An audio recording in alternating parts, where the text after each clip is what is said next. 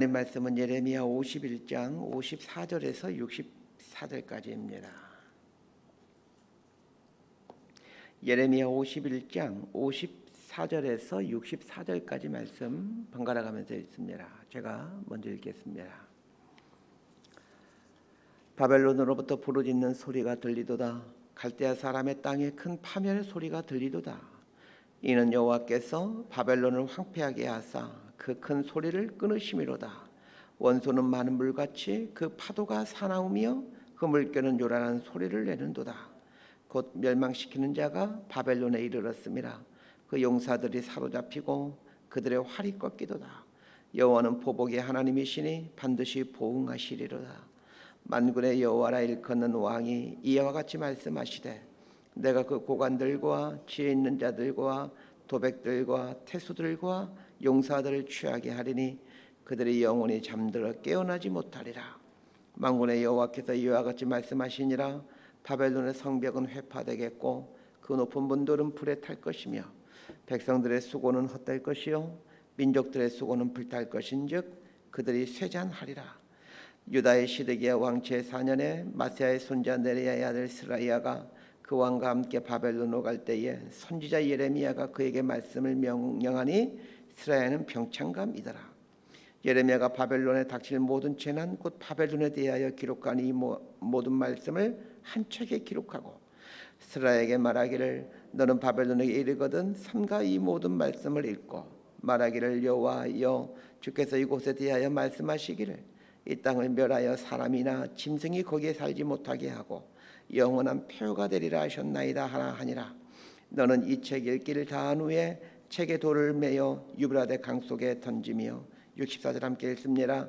말하기를, 바벨론이 나의 재난 때문에 이같이 몰락하여 다시 일어서지 못하리니 그들이 피폐하리라 하라 하니라. 예레미야의 말이 이에 끝나니라. 아멘. 오늘 본문은 바벨론 심판에 대한 마지막 부분입니다. 46장부터 시작되었던 9개 나라에 대한 심판 선언이 이 바벨론에 대한 심판 선언으로 이제 끝이 나게 됩니다. 9개 나라 중 바벨론에 대한 심판 선언이 유난히 긴 것은 당시 바벨론의 나라가 근동적 일대를 장악한 초강대국이었기에 바벨론의 멸망에 대한 말씀은 아마도 많은 사람들이 받아들이기 참 어려운 말씀이었기 때문일 겁니다. 예레미야가 바벨론에 대한 심판을 예언하는 때가 언제인지 가늠해 볼 수 있는 구절이 나옵니다. 59절을 보면 유다의 시드기야 왕 제4년에 마세야의 손자 네리야의 아들 스라야가 그 왕과 함께 바벨론으로 갈 때에 이렇게 말하고 있습니다. 시드기야 왕 4년에 네리야의 아들 스라야가 바벨론으로 가게 될 때에 예레미야가 스라야에게 바벨론에 대한 심판선을 기록한 두루마리를 전해주면서 바벨론에 가거든 이 말씀을 선포하라 라고 얘기를 합니다. 이 시드기야 왕 4년은 BC 593년도입니다. 이때는 느부갓네살이 바벨론의 왕이 되어 있을 때로 바벨론 역사상 최전성기에 있을 때입니다. 자, 이런 상황에서 이 바벨론에 대한 심판 선언이 이루어졌고, 그리고 그때로부터 몇십 년이 지나지 않아 바벨론이 멸망했다는 것을 생각하면서 오늘 본문 속으로 들어가 보셨으면 합니다. 자, 54절에서 58절까지 말씀 함께 봅니다. 시작. 바벨론으로부터 부르짖는 소리가 들리도다. 갈대아 사람의 땅에 큰 파멸의 소리가 들리도다. 이는 여호와께서 바벨론을 황폐하게 하사 그 큰 소리를 끊으심이로다. 원소는 많은 물같이 그 파도가 사나우며 그 물결은 요란한 소리를 내는도다. 곧 멸망시키는 자가 바벨론에 이르렀음이라. 그 용사들이 사로잡히고 그들의 활이 꺾이도다. 여호와는 보복의 하나님이시니 반드시 보응하시리로다. 만군의 여호와라 일컫는 왕이 이와 같이 말씀하시되, 내가 그 고관들과 지혜 있는 자들과 도백들과 태수들과 용사들을 취하게 하리니 그들이 영원히 잠들어 깨어나지 못하리라. 만군의 여호와께서 이와 같이 말씀하시니라. 바벨론의 성벽은 회파되겠고 그 높은 문들은 불에 탈 것이며 백성들의 수고는 헛될 것이요 민족들의 수고는 불탈 것인즉 그들이 쇠잔하리라. 이 바벨론이 심판받는 모습을 회화적으로 묘사해주고 있습니다. 그런데 바벨론이 무너지는 모습을 묘사해주고 있는데 이 두 가지의 모습을 마치 그림을 그리는 것처럼 묘사해주고 있습니다. 첫 번째가 55절 하반절에서 많은 물같이 큰 파도가 사나우며 그 물결은 요란한 소리를 내는도다. 바벨론이 무너지는 것을 물과 관련해서 설명하고 있다는 것을 유심히 볼 필요가 있습니다. 두 번째는 58절 하반절, 바벨론의 성벽은 회파되겠고 그 높은 문들은 불에 탈 것이며, 이 바벨론의 성벽과 그 높은 문들이 무너지게 되는 것을 마치 그림으로 보여주는 것처럼 말씀해주고 있습니다. 자, 이 두 가지는 바벨론 도시의 특징을 아주 잘 설명해주고 있는 것들입니다. 첫 번째로 언급하고 있는 것이 이제 물과 관련해서 바벨론이 심판받는다는 것입니다. 많은 물같이, 55절 하반절 보면 많은 물같이 이렇게 말하고 있는데, 1절에 설명드린 것처럼 바벨론은 유프라테스 강과 티그리스 강 사이에 세워진 나라입니다. 이 유프라테스 강과 티그리스 강 사이에 세워진 문명을 메소포타미아 문명이라고 말하는데, 인류 최초의 문명지이죠. 메소포타미아 문명권을 이룬 대표적인 나라가 이 아수르와 이 바벨론입니다. 이 메소포타미아라는 말 뜻이 두 강 사이라는 뜻입니다. 고대 문명은 모두가 큰 강을 기반으로 해서 형성될 수밖에 없었습니다. 메소포타미아 유역에서 큰 문명이 형성될 수 있었던 이유는 이 두 개나 되는 이 큰 강들 때문입니다. 이 두 개의 큰 강은 적군의 공격을 막아주는 이 방어선의 역할을 하면서도 평시에는 비옥한 토지를 만들어서 이 풍부한 농산물을 생산하게 만들게 한 이제 원인 제공을 한 게 이 강들입니다. 자, 이런 이유 때문에 인류의 모든 문명은 강을 끼고 형성이 됩니다. 바벨론 역시 유프라테스 강과 티그리스 강의 이점을 통해 적군의 공격을 막아주고 있었고, 이 풍부한 농산물들을 생산하고 있었습니다. 거기서 그치질 않고 바벨론은 이 두 강을 이용해서 많은 수로들을 만듭니다. 그리고는 2차 저지선, 3차 저지선을 만들어가는 거죠. 그리고 수로들은 바벨론 국도 곳곳으로 물이 흘러들어가게 하여 기근이 없는 그야말로 영원할 것만 같은 대제국을 만들어 놨습니다. 그래서 참 대단한 나라입니다. 그런데 오늘 본문을 보십시오. 하나님께서 바벨론을 무너뜨리시는데 그 무너뜨린 모습을 표현하면서 52절 하반절에서 원수는 물같이 그 파도가 사나우며 그 물결은 요란한 소리를 내는도다, 이렇게 말하고 있습니다. 유프라테스 강과 티그리스 강이 크고 웅장하지만 큰 파도가 일어난다거나 큰 물결은 일어나는 그런 곳은 아닙니다. 큰 파도나 큰 물결은 바다에서 일어나는 것이지 강에서는 일어나지 않기 때문입니다. 그런데 바벨론을 무너뜨리는데 이 적군이 큰 파도와 큰 물결같이 밀려와서 바벨론을 무너뜨린다는 겁니다. 이것은 바벨론이 무엇을 의지하고 있는지를 비꼬아서 어떤 보여주는 것들이라 할 수 있습니다. 바벨론 국민들은 자신들에게 있는 이 두 개의 큰 강과 그리고 그 강에서 연결된 수많은 수로들이 자신들을 지켜줄 것이라고 굳게 믿고 있었습니다. 왜냐하면 당시 어느 나라도 이 바벨론처럼 두 개의 큰 강 사이에 존재함으로 안전한 곳이 없었고, 또 어느 나라도 바벨론처럼 수많은 수로들을 가진 나라가 없었기 때문입니다. 한마디로 바벨론은 어느 누구도 범접할 수 없는 그런 최강대국의 나라였습니다. 그런데 이런 나라가 큰 파도와 큰 물결 같은 페르시아군에게 무너지게 된다는 겁니다. 바벨론이 무너지는 것을 표현하는 두 번째 묘사는 58절 하반절에 바벨론의 성벽은 회파되겠고 그 높은 물들은 불에 탈 것이며, 이렇게 말하고 있는데, 바벨론의 성은 이전에 있었던 어느 성보다도 크고 웅장했습니다. 바벨론에 대한 이 다큐멘터리를 본 적이 있는데, 그 컴퓨터 그래픽으로 본 바벨론의 성은 몇 겹으로 쌓여져 있습니다. 중심에 있는 성에 다다르기 위해서는 수많은 성들을 파괴해야만 그 한 가운데 있는 그 큰 성에 도달할 수가 있습니다. 그리고 가장 안쪽에 있는 성은 성 둘레가 얼마나 넓은지 그 성벽 위로 두 대의 마차가 다니게끔 되어져 있습니다. 즉 성벽의 두께가 2차선 도로 정도였다는 겁니다. 한번 상상해 보십시오. 유프라테스 강과 티그리스 강이 1차 방어선이 되고 외적이 그렇게 해서 외적이 들어오지 못하게 막고 있고, 2차 방어선으로 수많은 수로들이 가로막고 있습니다.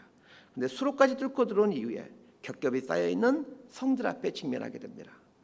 이 겹겹이 쌓여있는 성들은 모두 하늘을 찔 듯 높습니다. 그런데 이 성들을 다 무너뜨리려면 그래야 맨 가운데 있는 큰 성에 도달할 수가 있습니다. 이렇게 바벨론은 완벽하게 자신의 터전을 요새로 만들어 놓았습니다. 그런데 한순간에 이 바벨론 성이 무너진다는 겁니다. 어느 누가 이거를 믿을 수 있겠습니까?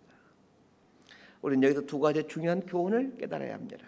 첫 번째, 나에게 많이 갖고 있는 것이 나를 무너뜨리는 결정적인 이유가 된다는 겁니다. 무슨 말이냐면 돈이 많은 사람은 돈으로 무너지고 지식이 많은 사람은 지식으로 무너지게 됩니다. 내가 많이 가지고 있다라고 생각하는 그것으로 사람은 무너지게 되어 있습니다. 그래서 내가 많이 가지고 있는 것을 조심하셔야 됩니다. 두 번째는 인간이 만드는 어떤 위대함도 하나님 앞에서는 한순간에 무너지는 모래성에 지나지 않는다는 것입니다. 그래서 지혜로운 사람은 한순간에 무너질 이 모래성을 지으려 하지 않고 영원히 존재할 것들에 마음을 두고 살아갑니다. 영원히 존재하는 것이란 하나님과 하나님 나라밖에 없습니다. 하나님 앞에서 영원히 살게 된다는 걸 알고 있다라면 내가 지금 무엇이 살아야 될지를 알게 됩니다. 하나님 앞에서는 돈이나 지식이나 자리나 명성이 영원할 수 없습니다. 하나님 앞에서는 생명과 진리에 속한 것들만 서 있을 수 있습니다. 하나님 나라도 마찬가지입니다. 하나님 나라는 먹고 마시는 것에 있지 않다라는 말씀처럼 우리가 관심 갖고 있는 이 먹고 마시는 것은 하나님 나라에서 영속할 수 없습니다. 이 사실을 깨달은 그리스도인이라면 어디에 마음을 두고 살게 될지를 알게 됩니다. 자, 59절에서 64절까지 말씀 함께 보십시다. 시작. 유다의 시드기야 왕 제4년에 마세아의 손자 네리야의 아들 스라야가 그 왕과 함께 바벨론으로 갈 때에 선지자 예레미야가 그에게 말씀을 명령하니 스라야는 병창감이더라. 예레미야가 바벨론에 닥칠 모든 재난 곧 바벨론에 대하여 기록한 이 모든 말씀을 한 책에 기록하고 스라야에게 말하기를 너는 바벨론에 이르거든 상가 이 모든 말씀을 읽고 말하기를 여호와여 주께서 이곳에 대하여 말씀하시기를 이 땅을 멸하여 사람이나 짐승이 거기에 살지 못하게 하고 영원한 폐허가 되리라 하셨나이다 하라 하니라.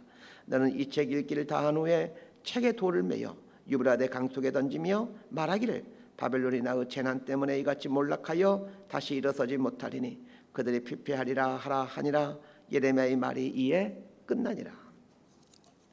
이 59절로 바벨론이 이제 58절로 바벨론이 멸망한다는 예언은 끝이 납니다. 예레미야는 바벨론에 대한 심판 예언을 스라야에게 전해주면서 바벨론에 가서 이 예언들을 읽어주라라고 요청합니다. 여기에 나오는 스라야가 누구인지 그리고 왜 스라야는 시드기야 왕과 함께 바벨론에 가게 되었는지를 생각해 보았으면 합니다. 이 스라야한 사람이 누구인지를 한번 보십시다. 스라야는 네리야의 아들이고 왕의 병창감이라고 소개하고 있습니다. 다른 번역본에서는 시종장 혹은 수석 보좌관 이렇게 표현되어 있습니다. 쉽게 말하면 시드기야 왕의 비서실장 이렇게 이해하시면 될 것 같습니다. 왕의 비서실장이면 상당한 고위직이죠. 그런데 스라야가 가리켜서 네리야의 아들이다라고 말하고 있습니다. 이 네리야라는 이름이 어디선가 좀 익숙한 이름이지 않습니까? 예레미야의 친구이면서 예레미야의 사관 역할을 했던 사람이 바룩인데 이 바룩이 네리야의 아들입니다. 그러니까 스라야는 바룩과는 형제지간입니다. 학자들에 의하면 스라야는 바룩의 동생일 것이라고 알려지고 있습니다.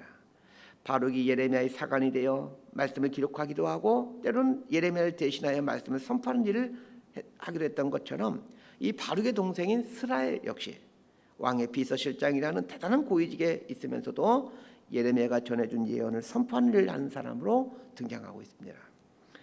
또 하나 생각해 봐야 될 것은 시드기야 왕 4년에 시드기야 왕과 스라야가 바벨론으로 가게 되었다라고 말하는데 무슨 일 때문에 바벨론으로 가게 되느냐는 겁니다. 정확한 내용은 알 수 없지만 학자들의 추정에 의하면 당시 바벨론에서 내란이 일어나게 되었는데 이때 남유다가 그 내란을 일으키는 그 반군들을 지원하는 일을 하게 됩니다. 왜냐하면 남유다 입장에서는 이 바벨론이 무너져야만 자신들이 살 수 있는 그런 상황이었기 때문입니다. 남유다는 이미 바벨론의 두 차례 침입을 통해 상당한 유리를 당한 상태였기에 바벨론을 원수처럼 생각하고 있었습니다. 그래서 바벨론 안에서 내란이 일어나게 되자 남유다는 얼른 이 바벨론의 내란을 일으킨 반군들을 지원하게 되었던 것이죠. 자, 그런데 이제 내란이 진압되죠. 내란이 진압되는 이후에 바벨론이 이제 반란군을 도왔던 남유다를 가만히 두지 않은 것은 불보듯 뻔한 일입니다. 그래서 남유다는 바벨론에게 사죄를 하기 위해서 시드기야 왕이 직접 가서 이제 엎드려야만 되는 그런 상황이었던 것입니다. 그러니까 남유다는 왕이 직접 바벨론에 가서 바짝 엎드려서 지금 용서를 구해야 되는 상황입니다. 그런데 예레미야가 스라야에게 전해준 말이 무엇입니까? 바벨론이 심판받아 멸망받게 된다라는 내용을 바벨론에 가거든 전하라는 것입니다. 지금 바벨론에 가서 납작 엎드려 용서를 구해도 용서를 해줄까 말까 하는 상황인데 바벨론이 심판받아 멸망받게 된다라는 말을 바벨론에 가서 전하라고 하니 이 스라야 입장에서는 이 얼마나 이 곤혹스러운 일이겠습니까? 스라야가 바벨론에 가서 예레미야의 말대로 순종했는지는 알 수는 없습니다. 그러나 여러 가지 정황상 예레미야의 말에 순종했던 것을 보여줍니다. 물론 스라야가 바벨론에 가서 바벨론의 멸망에 대한 말씀을 전해주는데 그 대상자들은 바벨론에 포로로 잡혀온 이스라엘 백성들이었을 것입니다. 그렇다고 해도 바벨론에 있는 이스라엘 백성들에게 바벨론이 심판받아 멸망받게 된다라는 말을 전해줬다라면 그 바벨론에게 금방 발각되었을 것은 눈보다 뻔한 일입니다. 그럼에도 바벨론에 포로로 잡혀온 이스라엘 백성들에게 바벨론의 멸망을 알려줌으로 어떤 강대국도 하나님의 심판을 피해갈 수가 없으며 인간의 모든 역사가 하나님의 손 아래에 있다는 것을 이제 알게 하죠. 그리고 예레미야 예언처럼 BC 537년 페르시아에 의해 바벨론이 멸망하는 것을 보면서 인간의 모든 삶은 하나님의 계획 속에 있다는 것을 뼈저리게 배워갔을 겁니다. 자, 그렇다면 오늘 말씀 앞에서 우리 삶에 새겨야 될 것이 무엇이겠습니까? 스라야가 바벨론에 가서 바벨론의 심판 내용을 읽어줘야 되는 것처럼 하나님의 말씀을 붙들고 사는 것은 참으로 고통스러운 일이겠지만 그러나 모든 것이 하나님의 말씀대로 하나님의 계획하신 대로 된다는 것을 믿고 하나님의 말씀을 붙들고 사는 겁니다. 이 세상을 보면 하나님의 말씀과 전혀 상관없이 돌아가고 있는 것 같습니다. 자, 이 세상을 보고 한번 사람들 보시길 바랍니다. 악인이 형통하고 공의가 사라지고 있습니다. 도저히 하나님 말씀대로 되어가고 있다는 것을 느낄 수가 없습니다. 그럼에도 하나님 말씀은 살아계신 하나님 말씀이고 반드시 그대로 이루어진다는 것을 믿고 살아가십시다. 결국은 하나님 말씀대로 됩니다. 말씀 정리합니다. 내가 갖고 있는 것, 그것이 나를 무너뜨리는 원인이 됩니다. 내가 갖고 있는 것, 그것이 나를 교만하게 만들고 내 마음을 높아지게 만듭니다. 그래서 하나님께 바짝 엎드리는 훈련이 중요하고 이 훈련을 한 사람만이 하나님의 주시는 은혜와 복을 누리며 살게 됩니다. 바벨론의 최고의 절정에 이를 때 예레미야는 바벨론의 멸망을 예언해왔고 스라야는 바벨론에 가서 바벨론이 멸망한다는 내용을 읽어줘야만 했습니다. 그렇게 하면 결국은 모든 것들이 인간 삶에 일어나는 모든 것들이 하나님의 계획에 따라 진행된다는 것을 알려주고 있습니다. 이 세상을 보면 하나님 말씀과 전혀 상관없이 흘러가는 것 같고 사람들의 생사화복을 보면 하나님 말씀과 맞지 않는 것처럼 보여집니다. 의인이 형통하고 복을 받아야 되고 악인은 벌을 받고 저주를 받아야 되는데 악인이 형통하는 것 같고 겸손한 자가 하나님께 쓰임 받아야 되는데 겸손한 자가 무시당하며 사는 것 같은 세상입니다. 이런 세상이지만 그럼에도 여전히 하나님이 역사의 주인이시고 모든 것은 하나님 말씀대로 이루어진다는 것을 믿으며 살아가십시다. 결국은 하나님 말씀대로 됩니다. 이 믿음 갖고 살아가는 저와 여러분의 삶이 되기를 진심으로 소망하고 축복합니다. 기도하겠습니다. 하나님 아버지, 내가 가지고 있는 것을 의지하는 미련함을 내려놓게 하시고 영원하신 하나님을 붙드는 지혜를 갖게 하여 주옵소서. 짧은 인생의 눈에 보여지는 것이 실상이 아니라 영원하신 그 하나님의 길고도 깊은 눈으로 역사를 보고 사건을 보고 삶을 보는 눈을 갖게 하여 주옵소서. 그래야 결국은 하나님 말씀대로 된다. 하나님 말씀대로 된다는 것을 온전히 믿으며 살게 하여 주옵소서. 예수님 이름으로 기도드리옵나이다.